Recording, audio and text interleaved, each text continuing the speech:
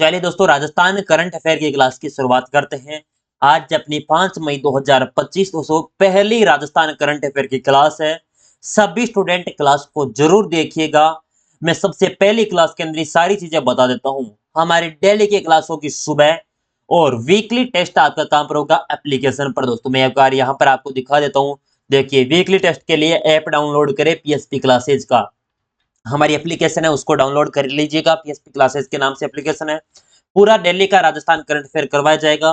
पूरा दोस्तों रिवीजन भी करवाने के प्रयास रहेगा, पूरी 100% उसी प्रकार जैसे हमने पहले सीरीज स्टार्ट की थी उसी प्रकार। और थोड़ा सा संशोधन भी किया, और भी अगर आपको चेंज वगैरह करवाना है तो कमेंट बॉक्स में बता दीजिएगा। रेगुलर क्लास में रहिएगा। एक छोटी सी नोटबुक जरूर लगाइएगा दोस्तों, ताकि आप प्रत्येक चीज को नोट डाउन कर सको। जो चीज याद है उसको मत याद कर लिखना, और जो याद नहीं है उसको लिख कर याद कर लेना, बस याद होनी चाहिए। ठीक है, आज की मुख्य हेडलाइंस की बात करें। राज्य में असंगठित श्रमिकों को बिना गारंटी 80,000 का लोन। राज्य में पूर्व केंद्रीय मंत्री का निधन हो चुका है। राज्य सरकार द्वारा शहरों में सैटेलाइट टाउन सिटी विकसित किए जाएंगे।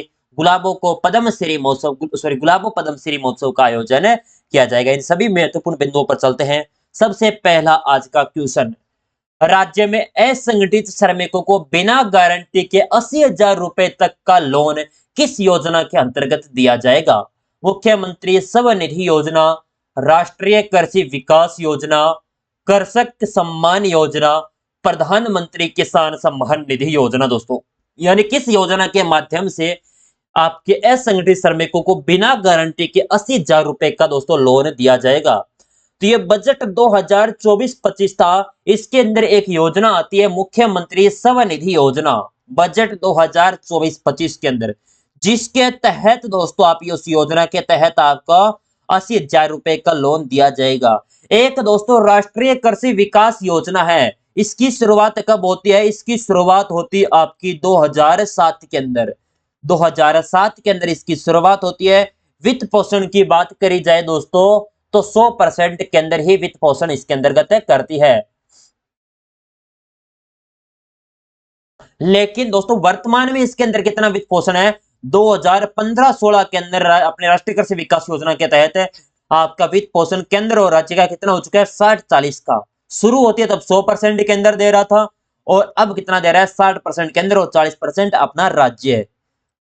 चलिए, तो आपके इस प्रश्न का मुख्यमंत्री स्वनिधि योजना का एक्सप्लेनेशन भी मैंने दे रखा है। देखिए, राज्य में असंगठित श्रमिकों को बिना गारंटी 80,000 का लोन। राज्य में असंगठित श्रमिकों को बिना गारंटी के 80,000 रुपए तक का लोन मुख्यमंत्री स्वनिधि योजना के अंतर्गत दिया जाएगा आपका। इसमें भवन और निर्माण, भवन निर्माण श्रमिक, हस्तशिल्प श्रमिक हो गए, गिग श्रमिक हो गए, परिवहन श्रमिक हो गए, देखभाल श्रमिक या सफाई श्रमिक व घरेलू श्रमिक, दोस्तों सारे आपके श्रमिक शामिल होंगे।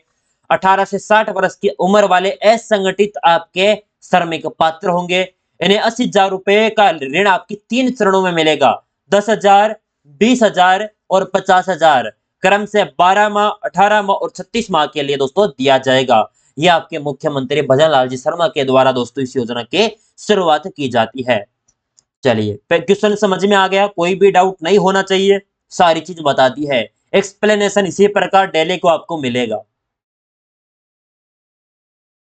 क्वेश्चन नंबर 2 दोस्तों, हाल ही में राज्य के किस पूर्व केंद्रीय मंत्री का निधन हो गया है? दोस्तों कमला बेनीवाल, नटवर सिंह, डॉक्टर गिरिजा व्यास, पेम्पे खान। दोस्तों यानी पूर्व आपके केंद्रीय मंत्री रह चुके हैं जिनका निधन हो चुका है, और पूर्व में केंद्रीय मंत्री रही आपकी डॉक्टर गिरिजा व्यास। दोस्तों कौन है?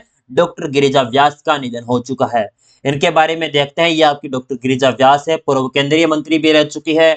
पूर्व केंद्रीय मंत्री और senior Congress leader doctor Girija Vyas का निधन हो गया। अहमदाबाद स्थित जायडस हॉस्पिटल में 1 मई 2025 को अंतिम सांस लेते हैं।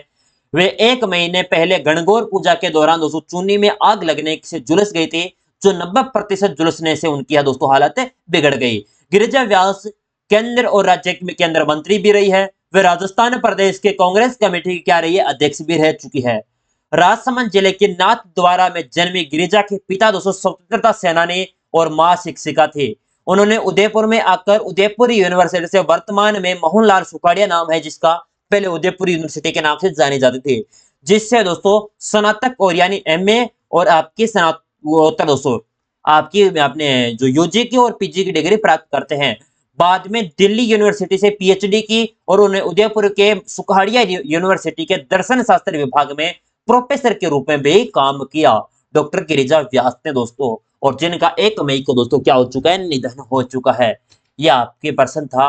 कमला बेनीवाल दोस्तों, आपने नाम सुना होगा, कमला बेनीवाल राज्य के प्रथम महिला मंत्री दोस्तों, याद रखना, राज्य की फर्स्ट महिला मंत्री पूछी जाए आपसे, महिला मंत्री, मुख्यमंत्री नहीं, मुख्यमंत्री आपके वसुंधरा जी है, लेकिन पहली महिला मंत्री है कमला बेनीवाल दोस्तों।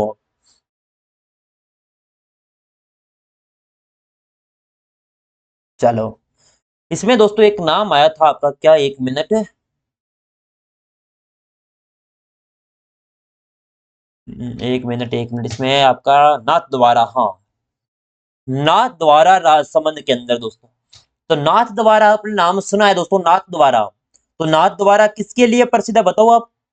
नाथ द्वारा किसके लिए है, पिछवाइया कला के लिए दोस्तों। जो पिछवाइया कला है इसके लिए दोस्तों नाथ द्वारा प्रसिद्ध है, पिछवाइया कला के लिए। राज्य का प्रथम 5G सेवा दोस्तों, राज्य की फर्स्ट 5G सेवा कहां से शुरुआत होती है, आपकी नाथद्वारा राजसमंद में। और यहां पर दोस्तों विश्व की सबसे ऊंची शिव की प्रतिमा दोस्तों, विश्व की सबसे ऊंची शिव की प्रतिमा कहां पर लगी हुई है, नाथद्वारा राजसमंद में। और यहाँ पर पहली बार लोकसभा सदस्य बनती है दोस्तों 1991 के अंदर, कौन है, डॉक्टर गिरिजा व्यास दोस्तों। याद रखना है, एग्जामिनर पूछ सकता है कोई भी चीज। अगला क्वेश्चन, राज्य सरकार एशियन डेवलपमेंट बैंक के साथ मिलकर किन शहरों में सैटेलाइट टाउन सिटी विकसित करेगी दोस्तों, किस अपने बैंकों के साथ, बताओ आप।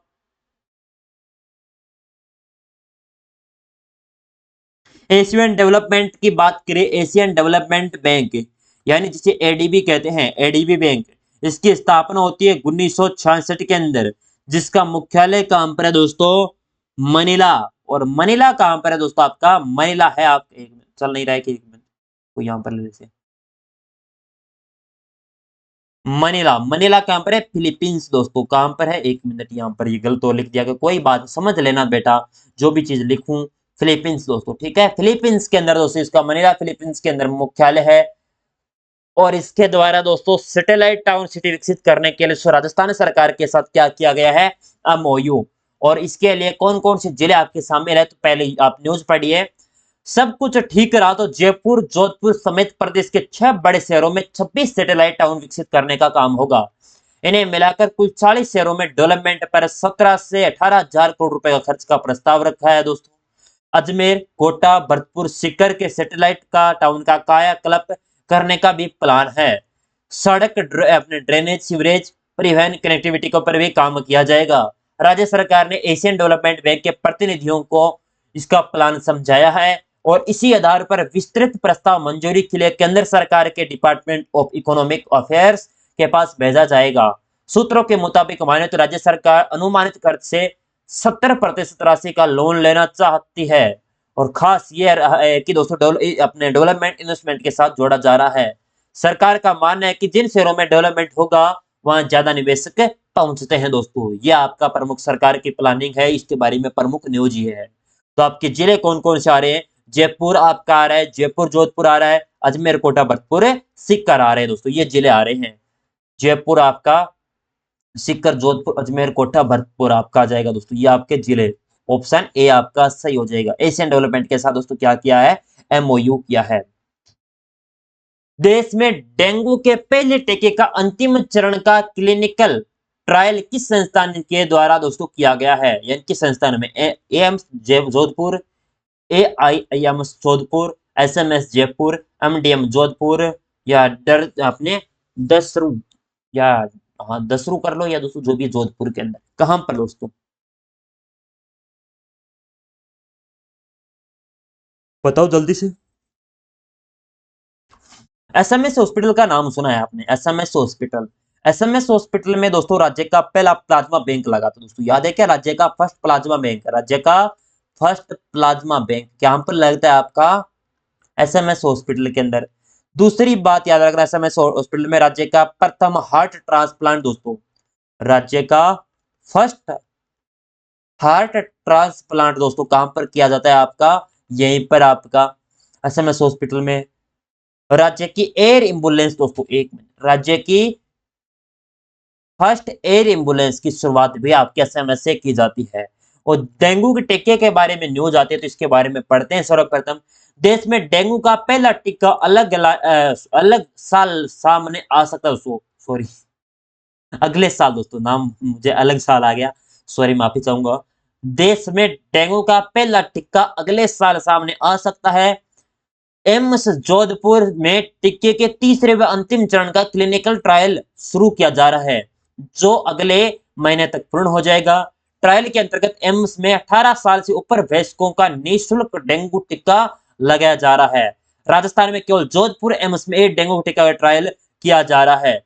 तीसरे चरण में कुल मिलाकर 10,335 वयस्कों को टीका लगेगा। टीका लगने वाले लोगों को 2 साल का फॉलोअप किया जाएगा। डेंगू टीके के पहले व दूसरे चरण सफल रहे तो तीसरा व अंतिम चरण होगा। ट्रायल का पहला दूसरा ट्रायल ट्रायल पहला व दूसरा ट्रायल कब हुआ था? ट्रायल पहला और दूसरा 2018-19 के अंदर पूरा हो गया। अभी तीसरा दोस्तों चरण है, अंतिम चरण मान सकते हो। ये आपके डेंगू की वैक्सीन है दोस्तों, जो डेंगू के इलाज के लिए, और एम्स जोधपुर के द्वारा इसके साथ दोस्तों शुरू किया जा रहा है। एम्स की बात करें, डेंगू टीके पर ट्रायल करने वाला देश का पहला हॉस्पिटल है ये। डेंगू के टीके पर जो बनाने के लिए पहला हॉस्पिटल यही आपको हो जाएगा। अगला दोस्तों क्वेश्चन, आपके क्वेश्चन नंबर कौन सा है? 5 नंबर होना चाहिए शायद दोस्तों।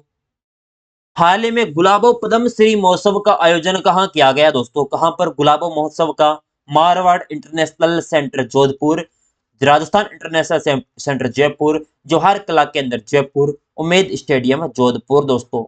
तो गुलाबो पद्म श्री महोत्सव का आयोजन की बात करें तो लोक कला एवं सांस्कृतिक को समर्पित एक भव्य आयोजन होने जा रहा है। 1 मई को जवाहर कला केंद्र में गुलाबो पद्म श्री महोत्सव लोक कला सम्मान सीजन 2 का आयोजन किया जाएगा दोस्तों, यानी 1 मई को हो चुका है इसका।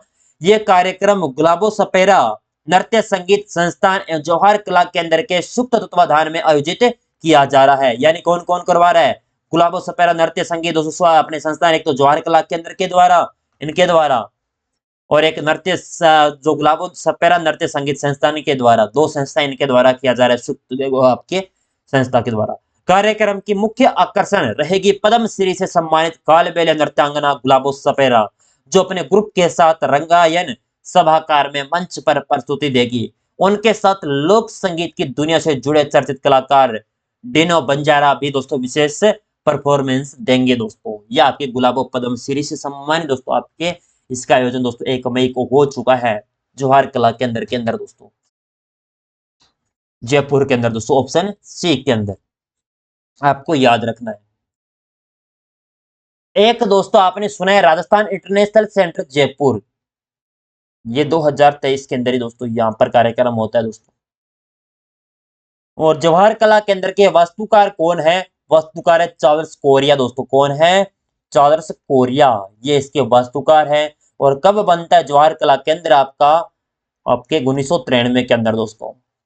कालबेलिया दोस्तों नृत्यांगना दोस्तों आपके, जो आपके कौन है? गुलाबो दोस्तों कालबेलिया, जो आपके सम्मान दोस्तों कालबेलिया नृत्य से स्कूल ऑफ डांस दोस्तों जयपुर के अंदर है। Kalbelia school of dance Jaipur के अंदर है। प्रसिद्ध कलाकार गुलाबो है, जिन्हें पद्मश्री कब दिया गया था दोस्तों? 2016 के अंदर पद्मश्री मिलता है। गुलाबो पद्मश्री महोत्सव 2025 के अंदर इसका आयोजन किया जा रहा है। और जो कालबेलिया नृत्य है ना, जिसको अमूर्त श्रेणी में यूनेस्को धरोहर सूची में कब शामिल किया जाता है? याद रखना, अमूर्त विश्व धरोहर सूची के अंदर 2010 के अंदर। 16वीं राजस्थान विधानसभा की वर्ष 2025-26 के लिए गठित महिला एवं बालकों के कल्याण संबंधी समिति की सभापति किसे नियुक्त किया गया है? वासुदेव देवनानी, कल्पना देवी, कालीचरण सराफ, टीकाराम जूली दोस्तों। ये आपकी वर्तमान में कौन सी विधानसभा चल रही है? 16वीं विधानसभा, जिनमें दोस्तों आपके पूछा क्या है? सबसे पहले 16 विधानसभा के बारे में पढ़ लेते हैं, कौन कौन समितियां दोस्तों। महिला एवं बालकों कल्याण संबंधी समिति की सभापति बनी है कल्पना देवी दोस्तों। कौन? कल्पना देवी। नियम समिति की सभापति बनी है वासुदेव देवनानी दोस्तों। पर्सन एवं संदर्भ समिति के सभापति बने संदीप शर्मा। पिछड़े वर्ग के कल्याण संबंधी समिति सभापति बने केसाराम चौधरी। अनुसूचित जाति एवं कल्याण समिति सभापति बने दोस्तों आपके विश्वनाथ मेघवाल। अज्जा कल्याण समिति सभापति बनी है फूलसी मीणा। गृह तथा स्थानीय निकाय और पंचायती राज संस्थाओं की संबंधी आपकी जो समिति है उसके सभापति बने हरि सिंह रावत। दोस्तों आपके कौन? हरि सिंह रावत। पुस्तकालय एवं सरकारी आश्वासनों संबंधी समिति के सभापति बने जितेंद्र कुमार गोठवाल। याचिका एवं यादगार समिति सभापति बने कैलाश चंद्र वर्मा। और विशेषाधिकार व अधीनस्थ विधान संबंधी समिति के सभापति बने नरेंद्र बुडानिया। और अल्पसंख्यक जो है अल्पसंख्यकों के कल्याण पर्यावरण संबंधी समिति जो समिति होती है उसके सभापति बने दयाराम परमार। और सामान्य प्रयोजन संबंधी समिति सभापति बने वासुदेव देवनानी जो सभापति होंगे इसके। और सामान्य परियोजनों संबंधी समिति है जिसके सभापति कौन है? सीएम भजनलाल शर्मा को भी सदस्य बनाया गया है। जन लेखा समिति के सभापति है टीकाराम जूले। प्राक्कलन समिति कै के सभापति अर्जुन लाल झिनगर। और प्राक्कलन समिति कै के दोस्तों सभापति कौन है? वो आपके सभापति हो जाएंगे बाबू सिंह राठौड़। और राज्य की उपक्रम समिति के सभापति कौन है? कालीचरण सराफ। एक बार इसका स्क्रीनशॉट ले लेना। थोड़ी सी क्लास पीछे लेके दोस्तों मैं इसे इरेज तो नहीं कर पाऊंगा दोस्तों, क्योंकि इस पर जो चीज लिख दी जाती है वो इरेज नहीं होती, मिटाया नहीं जा सकता। इरेज नहीं, इरेज दोस्तों डिलीट नहीं किया जा सकता। लेकिन पहले आप थोड़ी सी क्लास पीछे ले लेना, ये पूरा स्क्रीनशॉट लेके 2-3 बार पढ़ोगे याद होगा। इसे मिलान वाले प्रश्न बन सकते हैं या दोस्तों आपसे एक प्रश्न इस प्रकार भी पूछा जा सकता है। देखो सोलह अपने विधानसभा में 25 से 20 के लिए गठित महिला एवं बाल कल्याण के जो बालक कल्याण की समिति है इसकी सभापति किसे नियुक्त किया गया है? तो काली आपके कल्पना देवी, कल्पना देवी दोस्तों इसकी बना है। और वासुदेव देवनानी इसके बारे में भी आपने पढ़ा था ना, वासुदेव देवनानी। ये देखो वासुदेव देवनानी आपके यहाँ पर नियम समिति के सभापति भी है वासुदेव देवनानी। और सामान्य परियोजना संबंधी समिति के सभापति भी वासुदेव देवनानी। और आपके कालीचरण सराफ जो कालीचरण सराफ है दोस्तों इनके बारे में भी हम पढ़ चुके हैं। इसमें कालीचरण सराफ पढ़ा ना दोस्तों, यारा राजकीय उपक्रम समिति के सभापति हैं। और आपके वासुदेव देवनानी भी पढ़ चुके सभापति हो जाएंगे। और टीकाराम जूली जन लेखा समिति के सभापति टीकाराम जूली है। 2-3 बार पढ़ लेना ताकि याद हो जाए दोस्तों। आने वाले सभी एग्जाम के लिए महत्वपूर्ण ये आपकी फोटो या समितियां रहने वाली है। चलो आगे। नेशनल डेयरी डेवलपमेंट बोर्ड द्वारा जारी रिपोर्ट 2024 के आंकड़ों के अनुसार देश में राजस्थान का प्रति व्यक्ति दूध खपत में किस स्थान पर रहा है? यानी प्रति व्यक्ति दूध में देखा जाए तो दोस्तों नेशनल डेयरी डेवलपमेंट दोस्तों रिपोर्ट जारी की है 2024 की, जिसमें दोस्तों अपना राजस्थान, ये देखो नेशनल डेयरी आपके विकास बोर्ड, भारत में दूध न केवल पोषण का प्रमुख स्रोत है बल्कि यह सांस्कृतिक और आर्थिक रूप से लोगों से जुड़ा हुआ है। दोस्तों नेशनल डेयरी डेवलपमेंट बोर्ड 2024 के आंकड़ों के अनुसार देश में राजस्थान प्रति व्यक्ति दूध खपत में नंबर 1 रहा है। यानी हम दोस्तों दूध में खपत करने में पहले स्थान पर है और उत्पादन में भी पहले स्थान पे। यानी राजस्थान हर दिन औसत 459 ग्राम दूध किसी न किसी रूप में सेवन करता है दोस्तों। प्रति व्यक्ति 459 ग्राम दूध यूज करता है दोस्तों। यहाँ 68.5% पुरुष और 69% महिलाएं रोजाना दूध दही व छाछ का उपयोग करते हैं। और मजबूत डेयरी सहकारी समिति और ग्रामीण अर्थव्यवस्था इसकी प्रमुख वजह है। पंजाब में प्रति व्यक्ति आय खपत दोस्तों कितने? 427 ग्राम दूध प्रतिदिन। यहाँ पर आपके 75% पुरुष और 74% आपके 64% महिलाएं दूध दही का सेवन करते हैं। जबकि हरियाणा में दैनिक खपत कितने? 400 ग्राम करीब, जिसमें 70.4% पुरुष और 71.2% आपके महिलाएं शामिल है। वही बिहार में 150 ग्राम, पश्चिम बंगाल में 100 ग्राम प्रति व्यक्ति दूध की खपत हो रही है। यानी आपने क्या है, राजस्थान पहले स्थान पर दोस्तों। राजस्थान तो रहना ही है दोस्तों पहले स्थान पर, रहेगा या नहीं रहेगा दोस्तों बताओ। तो यानी राजस्थान प्रथम, और दूसरे स्थान पर कौन है आप जल्दी से बताओ। दूसरे स्थान पर आपका पंजाब। राजस्थान लिख लो यहां पर, राजस्थान पंजाब। राजस्थान 400 आपके 59 ग्राम, पंजाब कितना यूज कर रहा है? 427 ग्राम दोस्तों, अभी पढ़ा था ना पंजाब। पंजाब के बाद आपका हरियाणा, हरियाणा कर रहा है 400 ग्राम दोस्तों। और आपके पश्चिम बंगाल 100 ग्राम ही कर रहा है दोस्तों डेली का यूज। ये आपके ये होती है राजस्थान करंट अफेयर की दोस्तों डेली की क्लास का कंप्लीट समापन। दोस्तों क्लास अच्छी जरूर लगी होगी, क्लास अच्छी लगी है तो दोस्तों एक बार शेयर जरूर कर देना दोस्तों, ठीक है ना। ये आपकी जिम्मेवारी है, परम दायित्व बनता है। कंटेंट में किसी भी प्रकार का संशोधन कराने की ये चीज सर इस प्रकार करो, तो आप कमेंट जरूर लिखिएगा। क्लास जैसी भी लगी है प्लीज कमेंट जरूर लिखिएगा, क्योंकि दोस्तों क्लास बनाने में टाइम लगता है, कंटेंट बनाने में भी टाइम लगता है। ऐसा थोड़ी दोस्तों कंटेंट की बना बनाया मिल जाए लिखने में। ताकि पहले हमारी क्लासेस चलती थी, हमारी सीरीज चलती थी करंट अफेयर वाली, उसके अंदर दोस्तों मैं तुरंत मैं लिखता था पेन से। लेकिन फिर काफी बच्चे मैसेज करते कि सर आप लिखे लिखाए लाए हो, ताकि हमें थोड़ा आसान समझ में आए। और इसकी पीडीएफ आपको हमारे टेलीग्राम पर मिल जाएगी, चिंता की कोई बात नहीं है। चिंता नहीं करनी है आपको, ठीक है ना। किसी भी चीज की चिंता ऐसी नहीं होनी चाहिए कि सर हमें पीडीएफ कहां पर मिलेगी, पीडीएफ मिलेगी या नहीं मिलेगी, ये हमारी जिम्मेवारी है। या आप इससे अच्छा दोस्तों मैं आपको बात बता देता हूँ दोस्तों स्पष्ट रूप से। आपने टेलीग्राम पर पीडीएफ मत लेना, टेलीग्राम पर दोस्तों एक अलग प्रकार। लेकिन इससे अच्छा आप पीडीएफ कहां से पढ़ दो एक बार, एप्लीकेशन पर। मैं एप्लीकेशन पर डाल दूंगा।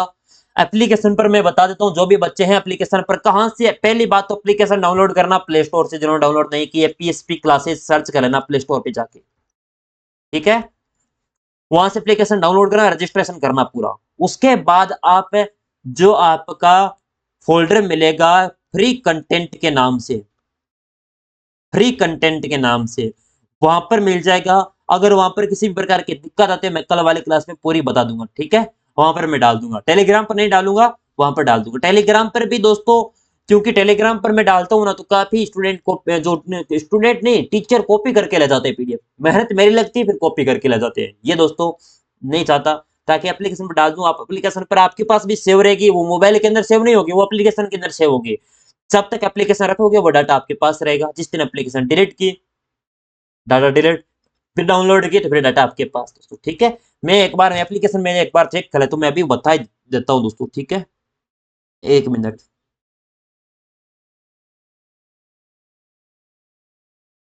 चलिए। आपको है ना ये कोर्स कहां पर मिलेगा बता देता हूँ। जो फ्री कोर्स दोस्तों सेक्शन मिलता है आपको एप्लीकेशन पर, वहां पर मिल जाएगा। एक तो है फ्री कंटेंट, एक है फ्री कोर्स और एक है पेड कोर्स।